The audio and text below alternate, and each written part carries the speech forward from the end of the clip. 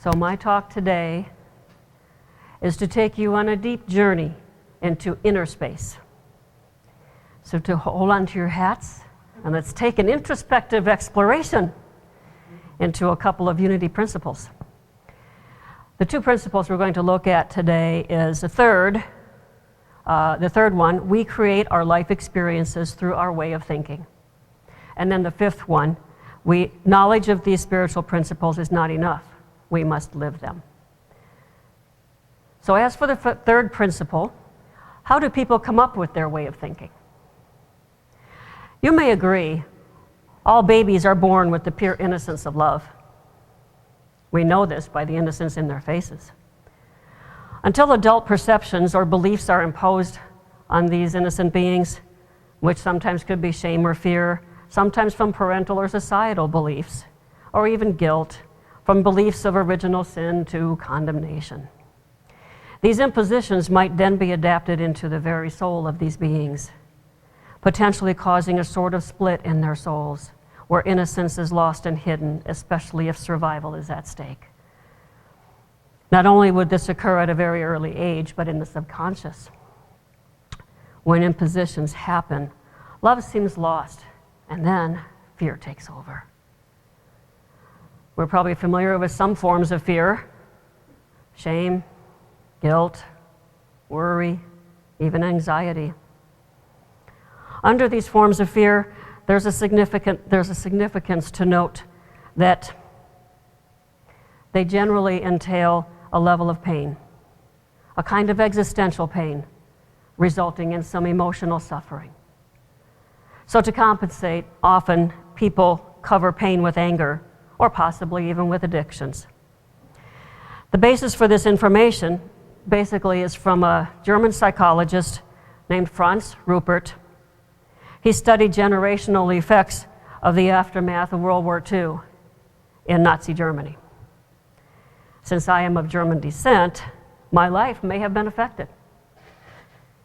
My focus this year was to simply understand the underlying fears under this anxiety, listening to their lessons, and working on the root cause.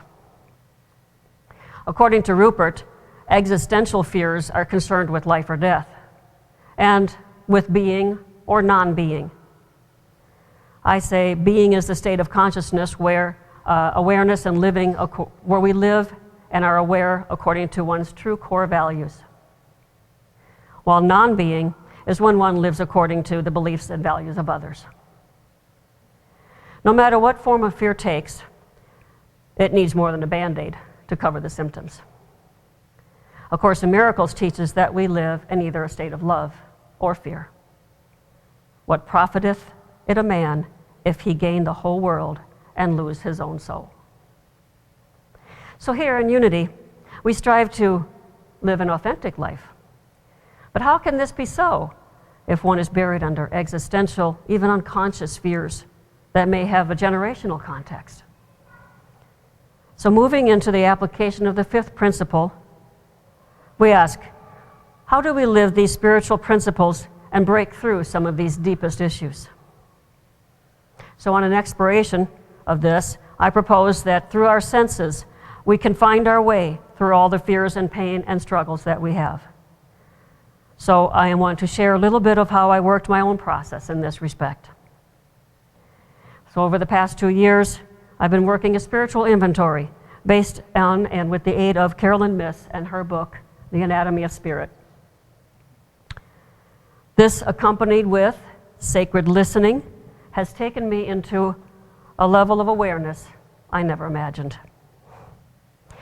Simply using a process of healing involving the 5 senses, I start with touch. To demonstrate how my life has been affected in a physical sense, I choose to search into the depths of why pervasive anxiety has been a part of my life, my entire conscious life. Anxiety has manifested itself beginning with extreme shyness as a child. Might not know that now. Then manifested as a young adult with fear of conflict. And lo and behold, I chose a career path in the military, a military profession. Then into struggles with work and identity. I never felt like I fit in. Eventually, to workaholism and insomnia. In this state, my heart was always on alert, my mind raced, I tossed and turned, seeking who I was to be and how I was to touch down in this life. So using the sense of touch, I had a choice. To remain numbly unconscious in the incessant but familiar zone of working harder, seeking outer affirmations, and eventually workaholism. Or I could land and actually once and for all stop and feel the pain of whatever was behind this anxiety. So choosing to touch down, I took sacred moments whenever I could from my busy life to listen introspectively. As for seeing, I learned that one of my gifts was to see into the souls of others through their eyes. However, this was not a safe practice. Whatever beliefs were passed on to me over the generations, I sensed danger if even I got close to anyone's authentic self, let alone my own authentic self. Gradually, I was able to compassionately look into the eyes of my inner child, and with much courage and work, I helped her to relax and grow, not without the gasping breath of fear along the way. It was the choice of being cold and aloof or taking a soulful challenge of sacred listening with friends, counselors, and coaches. So you might wonder, how is she going to talk about the sense of smell in this? So going for a run the other day, I tuned into the various smells that I encountered. So invigorated, I sensed the odor of someone's dinner cooking, sometimes the fresh smell of grass, fresh cut grass or hay, even the unique taint of dill one day. I learned not to judge when passing a skunk or even driving behind a loaded cattle truck. In fact, I was able to appreciate the contributions of these creatures that share God's planet with me. The skunk keeps insects and mice and other pests away, and the cattle feed us. So this takes me into the sense of tasting sacred moments in my introspection when savoring a warm cup of tea and the deep richness of a steak. Eventually, I found courage to turn the bitter taste of judgment toward the sweet taste of goodwill in my contributions. It took ample courage to break the ties of how I imagined I was seen from other people's eyes. To inwardly recognize how I see myself contributing to the goodwill of society. Still, a work in progress whenever I taste the bitter taste of judgment, which is always directed outwardly, I must remember to focus inwardly.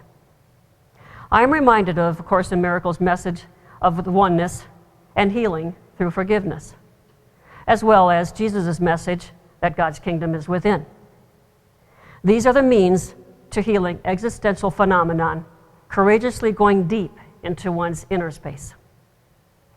Lastly, on this journey, I want to share a basic means of hearing how all this happened for me. The first step I needed to take was listening to God's message with my heart, listening to prayers answered as well as unanswered. For me, prayer is not about asking, but really about sacred listening. By listening, I was able to hear and accept my own truth from those sacred moments of introspection. By listening, I even heard answers from my dreams. By listening, I was open to hearing God's wisdom in nature or even from the mouths of innocent babes. What I would like to leave you with today is a set of 5 tools to help you walk through seemingly impossible tasks toward a miraculous beingness of soul. So the first thing is to be in the moment. Use mirroring from your surroundings to take note, to notice your present state. Number 2, have a little willingness. Be willing to risk the exposure of raw emotion and to ask for help. Number 3, try courage. Willingness begets courage. Number 4, do introspection. Courage opens doors to introspection. Number 5, know God. Know God as know the God in you as you listen for God's wisdom. So through sacred listening, it is possible to break through the seemingly impossible existential ruts we find ourselves in and come out empowered back into our own core values and our true essence of being. Thank you.